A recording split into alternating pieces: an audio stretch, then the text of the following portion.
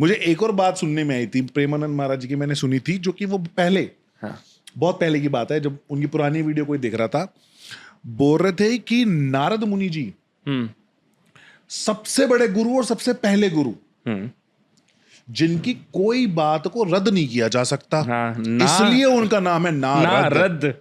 कि वो भगवान के संग रहते हैं हमेशा, और जो भगवान को बोल दिया जाए भगवान है तथास्तु। बिल्कुल बिल्कुल, उनकी कोई बात। लेकिन अभी हमने पिछले पॉडकास्ट में बात करी थी, वो इसी बात में सोच के गए थे कि जगन्नाथ जी का प्रसाद जाऊंगा, जाते ही मिल जाएगा, क्योंकि नारद, मेरी बात तो रद्द हो ही नहीं सकती। फिर भी मिल तो गया था, रद्द तो नहीं हुआ था। जय हो। आगे क्या हुआ? हाँ, फिर महादेव का, हाँ, तो वो गोपी सखी बन के गए अंदर। अरे हाँ, वो तो कथा ही रह गई। ब्राह्मण में आत्मा ने ही गोपी रूप धारण करा, आत्मा से ही वह गोपेश्वर बने। गोपेश्वर बनने के बाद में उन्होंने रास में प्रवेश करा। प्रवेश करने के बाद में उन्होंने कहा कि मैं योगेश्वर हूँ। उसी साधना के आधार पर मैं गोलोक धाम में प्रवेश कर पाया हूँ। अब महारास हो, बड़ा दिव्य सुंदर आनंद हो, और दिव्य सुंदर आनंद के अष्ट सखियों के मध्य में ठाकुर जी इतनी गति से नाचे कि हर सखी को लगे कि ठाकुर मेरे साथ ही नाच रहे हैं। अच्छा। मेरे ही साथ नाच रहे हैं। उस गति के नृत्य का आनंद महादेव भी ले रहे हैं। नाचते नाचते श्री ठाकुर जी ने श्री प्रिया जी का हाथ पकड़ा। हाथ पकड़ के निधवन की ऐसी सघन कुंज में आगे बढ़े, ऐसी सघन कुंज में आगे बढ़े पारस भैया, कि ऐसी भूमि का चयन करा कि आज तक सूर्य की प्रकाश किरण ने भी उस धरती को स्पर्श नहीं किया था, और ले जाकर उस सघन कुंज में बैठे। पीछे पीछे महादेव आ रहे थे। इतने में श्री प्रिया खड़ी हुई, श्री राधा रानी खड़ी हुई, और ठाकुर जी के हृदय में जाकर विराजमान होगी, ठाकुर जी के हृदय में जाकर विद्यमान हो गई। तब श्री महादेव बोले कि मैं तो योग के उस शिखर पर, योग के उस शिखर पर पहुंचा हूं जो अपनी आत्मा के साथ भ्रमण करता हूं, लेकिन वारे मेरे आराध्य, वारे मेरे कृष्ण, तुम योग के उस शिखर पर पहुंच चुके हो जो अपनी आत्मा के साथ रमण करते हो। तभी हमारे ब्रजधाम में श्री राधा रमण है। रमण का अर्थ क्या है? अपनी अद्वैत ठाकुर द्वैत हो जाए, युगल ठाकुर दो बिहलत रूप कर ले, दूसरा रूप धारण कर ले, और अपनी आत्मा को प्रकट करके उसका श्रृंगार करे। आत्मा का श्रृंगार करना, उसके साथ रास करना ही रमण की उपाधि। तभी हमारे ब्रज में है ना गोपेश्वर महादेव। वो बगल में ही बैठे हैं राधा रमण जी के, गोपेश्वर महादेव। तो वो तो खैर दाढ़ी मूछ की बहुत मस्त गोपी, बहुत सुंदर गोपी हमारी श्री गोपीनाथ जी, गोपेश्वर महादेव। ये महादेव का तो पक्ष सुन लिया, इसमें कृष्ण पक्ष भी छुप रहा है। जैसे कि ठाकुर जी ने महाराज की भूमिका बनाई, और महाराज की भूमिका बनाते ही निश्चय करा। क्यों बनाई ये अब थोड़ा सा और बताइए, प्लीज अंदर चलते हैं। भगवान राम, रावण का युद्ध हो रहा था, रावण का वध हो गया। ठाकुर जी ने निश्चय किया कि मैं क्षण मात्र में अयोध्या लौटूंगा, क्योंकि भरत वहां बैठा प्रतीक्षा कर रहा है। भरत मेरी प्रतीक्षा, अगर मैंने लेट करा तो बड़ी परिस्थिति बिगड़ जाएगी।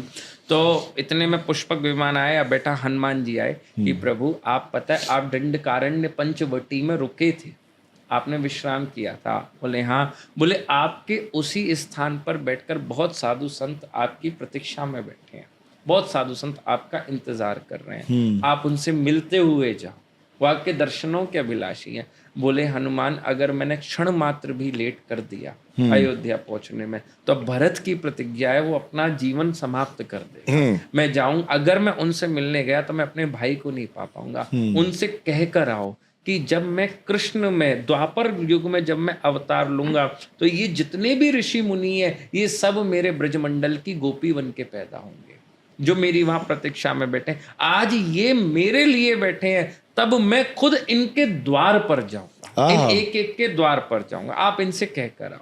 हनुमान जी गए, उन्होंने कहा कि थोड़ी सी प्रतीक्षा और मुझे ना भगवान ने कहा है कि जब वो कृष्ण अवतार में आएंगे ना, तब वो आप समस्त उनकी ब्रजमंडल की गोपी बन के जन्मेंगी, और ठाकुर जी आपके द्वार पर आएंगे। सब दंडकारण्य के ऋषि बोले हनुमान जी हम आपकी बात पर कैसे विश्वास कर लें? आप पहले ये बताओ द्वापर के कृष्ण काल में आपकी क्या भूमिका है? आप किस रूप में आ रहे हो? भाई कम से कम हमें ये पता होगी। मान लो आज नहीं आए कोई बात नहीं, उस समय भी नहीं आए तो हम तो ये कहेंगे तो सही, आपसे आकर शिकायत तो कर पाएंगे कि आपने कहा था कि ठाकुर जी आएंगे, आए नहीं। तो आपकी भूमिका क्या रहेगी? अब हनुमान जी की कोई भूमिका नहीं, कृष्ण लीला में कोई व्यवस्था में ही नहीं। अब हनुमान जी निरुत्तर हो गए और निरुत्तर होकर लौटकर अयोध्या आ गए। उदास भी थे कि मैं कोई आंसर करके नहीं आ पाया। लक्ष्मण जी समझ गए। लक्ष्मण जी गए, भैया कि ऐसे ऐसे बात है, हनुमान से ये प्रश्न करा गया, हनुमान आपसे उत्तर चाहते हैं कि इसका उत्तर क्या, वो ऋषि मुनियों को क्या दें? बोले अच्छा वो उत्तर चाहते हैं? बोले हाँ। बोले ठीक है, जब मैं द्वापर में जन्म लूंगा तो मैं उन ऋषियों को, उन ब्रजबालाओं को, उन ब्रजांगनाओं को अपनी बंसी से पुकारूंगा। वो बंसी हनुमान हो, वो बंशी रूप में हनुमान प्रकट होगा मेरे साथ में, और उस समय हनुमान ही बुलाएंगे और तब वही हनुमान की बंसी, हनुमान जो बंसी रूप में आएंगे, वही सुनकर वो समस्त गोपियां मेरे पास, मेरे रास में आकर प्रविष्ट होंगी, मेरे रास में आकर प्रवेश होंगी। तब ये जो दंडकारण्य के ऋषियों को तुरंत हनुमान जी की मैं बंसी बनूंगा, और शिव स्वरूप बंसी को माना गया, और शिव के ही रुद्र अवतार श्री हनुमान जी महाराज हैं। तब मैं आऊंगा। तो वो जो बंसी बजी थी ना, वो कोई और नहीं थी, वो स्वयं साक्षात श्री हनुमान जी महाराज। मजा आ गया। ऐसा हमने ब्रज के संतन से सुनो है। तो ये इस कारण से रास की भूमिका बनी। हनुमान जी के रूप में बंसी बजी, ठाकुर जी ने बजाई। अब ठाकुर जी बोले कि एक दुष्ट प्राणी है कि जो मैं रास करूंगा वो आए बिना मानेगा नहीं, और उस दुष्ट प्राणी का नाम था कामदेव। कि मैं आऊंगा ही आऊंगा, है ना। अच्छा। हाँ, कि मैं हुआ क्या था कि ठाकुर जी, एक बड़ी गुप्त लीला सुना रहा हूँ। ठाकुर जी समस्त अष्ट सखियों के साथ यमुना जी के द्वार पे बैठे, यमुना जी पे चर्चा कर रहे, दोनों एक दूसरे के नेत्रों में देख रहे। इतने में कामदेव आ गए। भगवान बोले कि मेरे वृंदावन में, मेरी लीला में तू कौन आने वाला, तेरा क्या मतलब? बोले ठाकुर जी आपने ही नियम बनाया कि जहां स्त्री और पुरुष का मिलन होगा वहां मेरा प्रकट होना स्वाभाविक है। आपके ही बनाए हुए नियम को मैं कैसे तोड़ दूं? भैया मैं तो आऊंगा, आप इतने रमण द्वीप पे बैठे। तो बोले सुन, अभी तो तू मुझसे बहुत कमजोर है। अभी अगर तेरे और मेरे बीच में युद्ध हुआ ना, क्षण नहीं लगेगा तुझे उठाकर बाहर फेंकने में। अब एक काम कर बेटा, जगह भी तेरी, व्यवस्था भी तेरी, समय भी तेरा, जो तू मांगे वो। अब मैं आऊंगा निहत्ता, और फिर तेरे और मेरे बीच में युद्ध होगा। अगर तू मुझे हरा गया तो मैं जीवन भर तेरे दासत्व को स्वीकार करूंगा, और अगर तू हार गया तो तू जीवन में मेरी लीला में प्रवेश नहीं करेगा। बोले ठीक है। बोले बता तेरे को क्या क्या चाहिए मुझसे लड़ने के लिए? सोई कामदेव बोला एक काम करो ठाकुर जी, सबसे ज्यादा जो मैं शक्तिशाली होता हूं ना, वो मध्य रात्रि में होता हूं, तो मुझे आधी रात का समय दो युद्ध के लिए। भगवान बोले दिया। और बता। बोले ये तो जगह ठीक है, लेकिन अगर कोई सुंदर प्राकृतिक जगह हो, जहाँ वृक्ष हो, जहाँ बहुत सारे पेड़ पौधे हो, तो वहां पर मेरी इच्छाएं और प्रबल हो जाती हैं प्रकृति के मध्य में। तो मुझे कोई बोले मैं तुझे ऐसा वैसा स्थान नहीं दे रहा, जहाँ मैं तुझे वंशीवट देता हूँ, जो प्रकृति में प्रवीण है अपने आप में, वहां पर मैं तेरे साथ युद्ध लड़ूंगा। और बता तुझे क्या चाहिए? बोले बस एक सुंदर सी कोई आपके साथ में कोई ब्रजांगना हो, कोई गोपी हो। बोले तू कह रहा है एक सुंदर? बोले विश्व सुंदरी।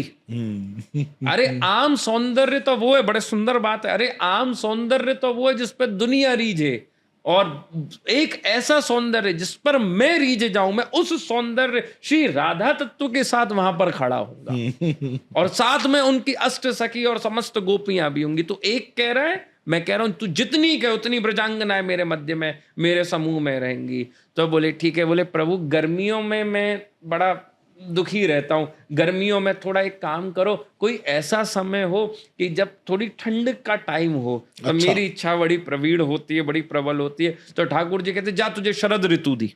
अच्छा, तुझे शरद की ऋतु दी। शरद ऋतु वो होती है जब गर्मियां जारी होती हैं और सर्दियां आ रही होती हैं। अक्टूबर का महीना, अक्टूबर का महीना। बोले जा तुझे शरद ऋतु दी। और बता तुझे? बोले बस अब मैं आपसे लड़ने के लिए तैयार हूं, अब मुझे आपसे कुछ नहीं। बोले शर्त मेरी ये है कि जिस पर मैं पहले कहूं तो उस पर पहले निशाना बांधेगा। बोले ठीक है। सब उसने, कामदेव ने अपने बाण फाड़ तैयार करे, धनुष तैयार करा, सब अपनी व्यवस्था बना ली, और बोले ठीक है। आ गया बंसीवट पे, बढ़िया सुंदर। भगवान पीता रात्रि शरत पुल्लोल मल्लिका विक्षरंतु मनश्चक्र योग माया मुपाश्रता। सुंदर वो समय आ गया, महाशिवरात्रि बढ़िया जो है अब महाराज की रात्रि प्रकट हो गई। महाराज की दिव्य रात्रि पे सबसे पहले कामदेव जैसी आया।